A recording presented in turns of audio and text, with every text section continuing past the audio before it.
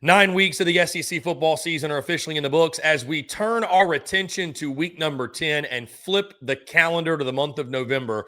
These are my latest power rankings. Hello, everyone. I'm Chris Phillips of SEC Unfiltered. Appreciate each and every single one of you tuning in. As always, before we get going, make sure you hit that like and subscribe button on YouTube. We are inching ever so close to that 30,000 subscriber mark. We can't do it without your love and support. Also, guys, make sure you check out our friends over at FanDuel because, as always, we are brought to you by our friends at FanDuel, FanDuel.com/SECU to join today and get started with $250 in bonus bets when you win your first $5 bet. Once again, that's FanDuel.com/SECU to get in on the action today. Week number 10 of the SEC football season is officially upon us. And that being said, let's take a look at my latest SEC power rankings.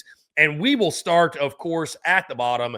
Number 16, the Kentucky Wildcats holding down the last spot in the rankings, coming off a loss to the Tennessee Volunteers by a final score of 56-34. The question is this: how long does Mark Stoops last? Is this his last game if Kentucky loses to Auburn this weekend? Basketball season is upcoming, less than a week away.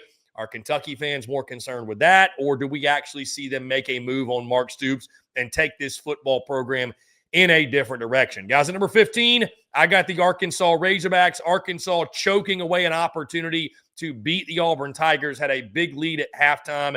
It's just a lost season in Fayetteville, bottom line. I think what this game will confirm, though, Bobby Petrino ain't going to be the next guy there. And I think that's the smart move. I think that's probably the right move. I'm not really one that really believes in retread, so interested to see who Arkansas goes and gets, but I thought the Hogs had that one against Auburn, and they just completely crumbled in that second half. Guys, at number 14, I've got the South Carolina Gamecocks. South Carolina, give them kudos, give them credit. A valiant effort against Alabama, but it just was not enough. And again, talk about another team enduring the midst of a lost season. They've got an interesting game this weekend at Ole Miss. And by the way, guys, Cocktober is over, and Cocktober saw the Cocks go 0-3.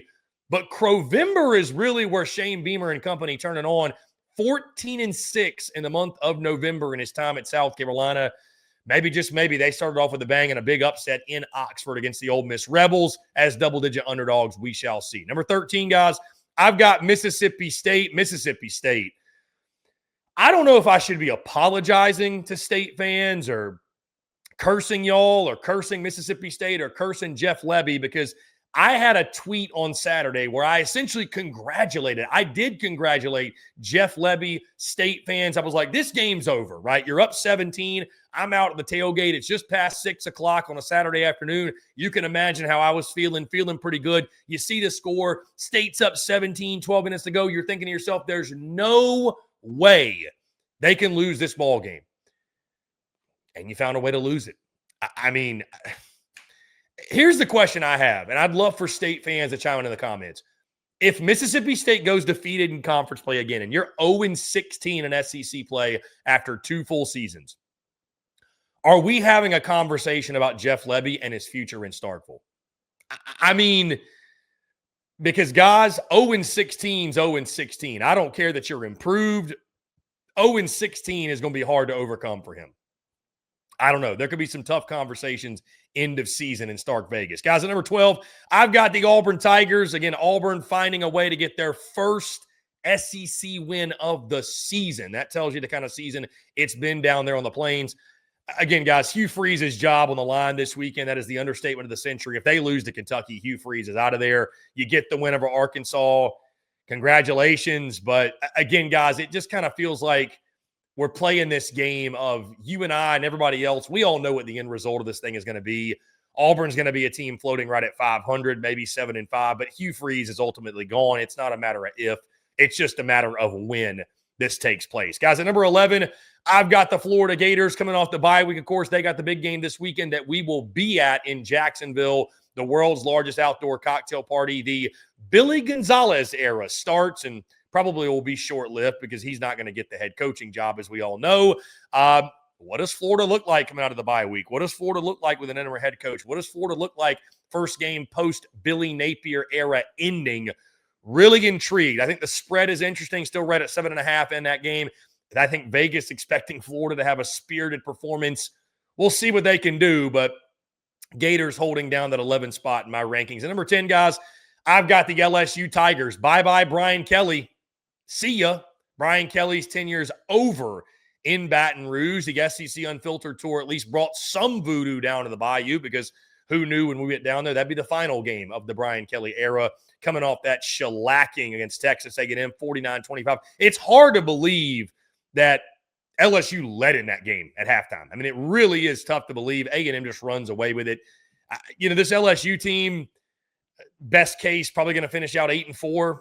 It could be a 7-5 group. I'm really intrigued to see how they respond to Brian Kelly's dismissal. Maybe they're better off for it, and 9-3 is still in the cards.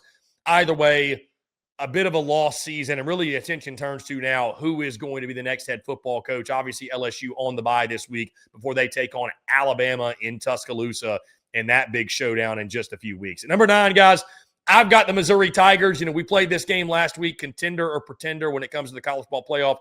I said pretender last week, and I still think Mizzou is a pretender when it comes to the playoff. And that's not a knock on my MIZ faithful. That's not a knock on MIZ at all. It is what it is. Not everybody can make the college football playoff. And I think Missouri as a team, after losing to Vanderbilt 17-10 in Nashville, I do think that was more than likely a college football playoff eliminator for MIZ, sitting at 6-2. I mean, you look at what they've got the rest of the way. Obviously, the bye week this weekend, then you got Texas A&M, Mississippi State, at OU, at Arkansas. I don't see them navigating that 4-0. I don't. It's probably going to be another season in which you go 9-3, another season where you're just on the outside looking in. And I know that's frustrating for Mizzou. It is, because you've got a good team, and Eli Drinkwitz has done a great job, but you're kind of you're stuck in this thing where you're always the bridesmaid, never the bride. And guys, you have to wonder if Eli Drinkwitz is going to take that into consideration when he's getting offered some of these other jobs. He's getting courted by some of these other places. Does he go elsewhere because he feels like he can accomplish the goals he's got set out for himself somewhere else? Or is he a Mizzou lifer? And number 8, guys, I got the Oklahoma Sooners. They fall to Ole Miss over the weekend, 34-26. Oklahoma's another one. Again, college football playoff hopes are on life support. And I tell you this, guys, you've really got to think about Brent Venables is not in the clear yet. He is absolutely not in the clear yet when it comes to his job status. Now, will Oklahoma also open up with all these other jobs opening up? I don't know. But if they stumble to an 8-4 finish, which is very realistic. I mean, they've got 4 of them left. They could lose all 4 of them. If they stumble to 8-4 or God forbid 7-5, I don't know that Brent Venables survives it. They've got a massive game this weekend at Tennessee, night game. It's the dark mode game on Rocky Top. That place is going to be an absolute zoo. But this is one of those big swing games. You lose on your home field to Ole Miss. This is one of those big swing games you need to go on the road and steal if you're Oklahoma. Like if you're gonna have a shot, I think this is an OU team. I think you could actually make the playoff with a 9-3 record. Like, I think your schedule is tough enough. You're gonna have a case at 9-3. Man, you'd love to get this one if you're OU, but it's going to be a tough challenge for sure. At number 7, guys, I've got the Texas Longhorns. I mean, Texas just continues to cheat death, really. Back-to-back overtime wins over Kentucky and Mississippi State. You got Vandy coming to your place this week. And I tell you this, you get down 17 to Vandy, you ain't going to live to tell the tale. You're not going to pull that one out. So, Texas is just barely treading water, barely keeping their head above water. What is the status of Arch Manning? Obviously going in this game this weekend against Vandy. But then I go back to this, guys. Texas is favored. Why is Texas favored? It reminds me of the same conversation we were having going into the Oklahoma game, the week of that game. Who knows? I still think, guys, this Texas team is an 8-4 team. They feel like an 8-4 team. You're not going on the road to Athens and beating Georgia. Right now, I wouldn't say you're beating Texas A&M. I don't know that you're beating Vandy, to be totally honest with you. So 8-4 feels about right for them, but, give Texas credit for finding ways the last 2 weeks. But it's been an odd season for the Longhorns, no doubt. At number 6, guys, I got the Tennessee Volunteers. They take down Kentucky 56-34. I don't really get all of the Tennessee slander from so many people. So many people saying they haven't played anybody. Guys, they've played an SEC schedule. Like, I mean, they have one of the best offenses in all of college football. I know the defense is leaky. Obviously, you give up 34 points to Kentucky. You got the big one this weekend hosting Oklahoma. That's a big-time opportunity to make a statement for them. Josh Heupel obviously facing his old team, but Tennessee's as much in the thick of this college football playoff race as any. I don't understand some of the disrespect from some of the other SEC fan bases. Number 5, guys, I've got the Ole Miss Rebels. Ole Miss coming off the big win, like we mentioned, over Oklahoma. They got South Carolina this weekend in an interesting spot, no doubt. I think Lane Kiffin, to this point, and certainly the noise has increased this week, but doing a great job of keeping his team focused on the main thing, addressing all the rumors and the outside noise with his team. It is galvanizing his team. Guys, I'm not convinced Lane Kiffin leaves Oxford. I'm really not. Sometimes it's just a fit that makes sense, and it feels like it just makes sense with Lane at Oxford. Again, we got weeks before this is settled, but either way, he's done a great job of keeping his team locked in, keeping his team focused. Got to be focused in this one, though. Dangerous game against South Carolina, night game at the Vaught. You should be able to handle business, though. And again, Ole Miss right there in the thick of it when it comes to the playoff. And I think what's so ironic, because one of the main things that people are pushing back on when it's, should Lane stay, should Lane go? Well, if he goes to LSU in Florida, he can accomplish things he can't accomplish at Ole Miss. Guys, they're right on the path to go to not just the college football playoff, but the SEC championship game as well. They sit there with just one loss. So, I mean, it's right there in their sights. It's very much a possibility. Ole Miss could make it to Atlanta. And how ironic would that be, again, to do something that people said you couldn't do at Ole Miss in the midst of this season when people were saying, well, that's why you should leave. Lane Kiffin might just prove us all wrong and do it with the Rebels this season. At number 4, I've got the Vanderbilt Commodores. I know there's a lot of pushback from Ole Miss fans, by the way, about Vandy being number 4. Put some respect in the doors is what I'll say. Put some respect on them. I don't think it's a given that on a neutral field, Ole Miss would beat Vandy.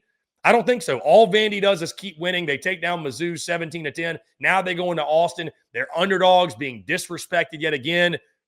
Vandy's a legitimate favorite to make the college football playoff. This game against Texas is going to go a long way because you've got the game upcoming, obviously, against Auburn. You've got Tennessee at the end of the season, that Kentucky game. Don't sleep on that one. It might come down to that trip to Knoxville last week of the season for an opportunity at the college football playoff. How wild would that be? But huge, huge game for the Doors this weekend at Texas. I tell you this, guys, you win this one, you're living ahead of the sticks when it comes to your odds of making a college football playoff. Guys, at number 3, I've got the Georgia Bulldogs, obviously coming off the bye week before the world's largest outdoor cocktail party, the game, of course, like I mentioned, that we will be at, getting to watch Georgia and Florida. This is an interesting spot for Georgia, too. I'll say that, getting the month of November going, a dangerous Florida team. There's a lot of uncertainties with this Florida team. It's just Georgia sitting right there, though, with Kirby Smart, just doing their thing like we always expect. I would expect the Dogs to take care of business this weekend. And, again, it very well may end up being Georgia-Bama or Georgia A&M in the SEC title, but Georgia still right there firmly in the thick of things. Guys, at number 2, I've got the Alabama Crimson Tide, who, again, escaped Columbia with a 29-22 win over South Carolina. Sometimes you got to win games like that. I think Bama, the bye week comes at a perfect time, right? 5 straight games against SEC opponents, 4 of those being ranked. It's an opportunity for you to catch your breath and, just kind of get off your feet for a little bit and rest yourself mentally before you go into the final stretch of the season. Obviously, LSU coming to your house with a new interim coach, if you will, but still a big believer in Alabama. Love what Bama's done to this point. They look like the team I thought they'd be in the preseason. But at number 1, guys, I got to give the nod to Texas A&M for what they've done and actually get to see them in person. I know many of us have been kind of on the fence. Like, we don't want to kind of go all the way to that side of the fence on, A&M's a national title contender. A&M's a national title contender, guys. This Texas A&M team is complete. This Texas A&M team, arguably, I think it's safe to say, I think it's fair to say, most complete team in the SEC. They have the fewest weaknesses of anyone in the conference. I mean, what they did to LSU in their building, and I know LSU is kind of a mess, but what they did to LSU in their building, wildly, wildly impressive. Marcel Reed is as dynamic as ever. They're elite at the receiver position. They're elite up front of the offensive line. They maybe got the best running back room in the country. The defense is stout. I mean, they're not missing a whole lot of much of anything. And Mike Elko is doing a great job leading the ship there. So A&M at 1, Bama at 2. It's not so much a knock on Bama or something Bama hasn't done or didn't do. it's just a tip of the cap and a nod to Texas A&M and sort of giving them their flowers and recognizing, hey, this team is as legit as any in college football. This team can win the SEC. This team can win the national title, that being the Texas A&M Aggies. So, guys, those are my power rankings entering week number 10. I'd love to hear from you all. Where do you agree and disagree? How would you power rank the teams of the SEC? And who do you think right now is on the fast track to make the SEC championship and the college football playoff? Guys, like I mentioned, that's going to do all for me. Appreciate each and every single one of you tuning in. Before we get out of here, I do want to tell you about our friends over at FanDuel because, as always, we are brought to you by our friends at FanDuel. FanDuel's got an offer you don't want to miss this NFL season. New customers can bet just $5 and get $300 in bonus bets if you win. That's right. Pick a bet $5. If it wins, you unlock $300 in bonus bets to use all across the app. You can build parlays, bet player props, ride the live lines, whatever your style. FanDuel's got you covered. The NFL season's here. The only question is, are you ready to play? Visit FanDuel.com/SECU to download the FanDuel app today and get started. Once again, FanDuel.com/SECU to get in on the action today. Guys, also want to tell you about our friends over at Brunt Workwear. Specifically, these Brunt boots. As you can see, these things look pretty worn, don't they? These things saw some serious action last week. I wore these out on the farm. We had a bit of a photo shoot, if you will, here in Nashville, about 20 minutes outside of the city. Went to the farm.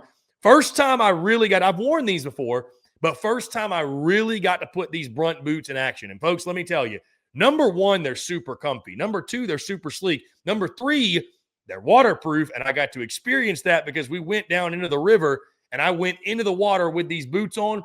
Feet stayed dry as ever. They're durable. They're long lasting. Again, we got to go all about, we were in the mud. We were all over. I mean, you see, if you're watching right now, you see these boots got broken in. These boots got broken in. But again, super comfortable. We're walking all over the farm and everything. It's like you're walking on a cloud when you're wearing these Brunt boots, guys. Brunt was tired of the workwear brands out there cutting corners. You work too hard to be stuck in uncomfortable boots that don't hold up. So they built something better. Boots that are insanely comfortable and built for any job site. For a limited time, our listeners get $10 off at Brunt when you use the code SECU at checkout. Just head to bruntworkwear.com, use promo code SECU, and you're good to go. Guys, like I mentioned, I can't say enough good things. Brunt has a customer in me for life. These things, like I said, super durable. They're super sleek, too. Like, you can rock them with some jeans. You can rock them out in the town if you just want to wear boots out. Again, I wore these on the farm. You want to wear these on the job site. I freaking love these things. These things are awesome. I'm going to be wearing these all winter. I mean, when I go back to the farm, when we go out, we go fish, we go hunt, we go hike, we go do whatever. Again, obviously out working in the yard, working on the house, whatever it is. I freaking love these boots. I mean, they're the most insanely comfortable boots I've ever worn. They're the most comfortable boots I've ever put on my feet. So again, make sure you get yours today. BruntWorkwear.com to get $10 off. That's BruntWorkwear.com/SECU. Excuse me. Use the promo code SECU at BruntWorkwear.com. And again, guys, they're going to ask you where they heard about Brunt, where you heard about it, I should say. Make sure you tell them Chris Phillips over at SEC Unfiltered send you. Once again, BruntWorkwear.com, promo code SECU to get $10 off today. That being said, that's going to do all for us, guys. We appreciate each and every single one of you tuning in. As always, make sure you hit that like and subscribe button on YouTube. Check us out where we get your podcasts all across your favorite social media platforms, as well as our website, SECUnfiltered.com. Till next time, I'm Chris Phillips of SEC Unfiltered. We appreciate each and every single one of you tuning in. We'll catch you all on the other side.